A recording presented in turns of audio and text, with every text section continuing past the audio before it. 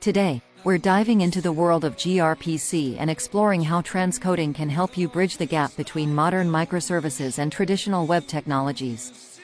So, what exactly is gRPC? It's a high-performance, open-source RPC framework developed by Google. gRPC is known for its efficiency and strong typing, making it ideal for communication between microservices. But here's the catch. Unlike REST, where the payload format is JSON, in gRPC, it's protocol buffers or protobufs.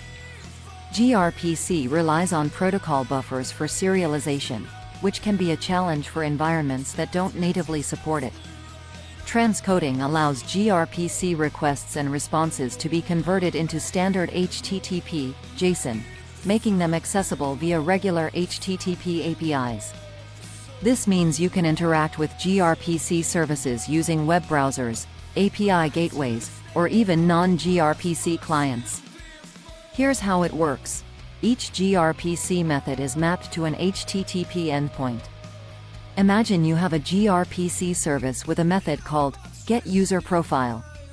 With transcoding, this method can be accessed via a simple HTTP GET request like /v1/users/user_ID. The parameters are seamlessly converted to HTTP path or query parameters. But how do you set this up? That's where tools like Envoy Proxy come into play. Envoy Proxy allows you to expose your gRPC services as RESTful APIs, enabling broader compatibility and easier integration.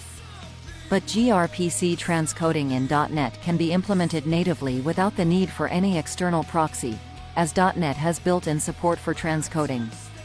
The benefits?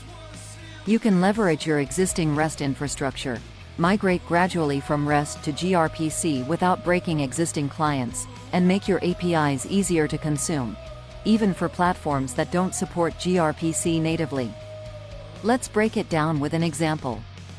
Say you've got a gRPC service for retrieving user profiles. Normally, you'd need a gRPC client to interact with this service. But with transcoding, you can simply make an HTTP GET request like this. get/v1/users/12345.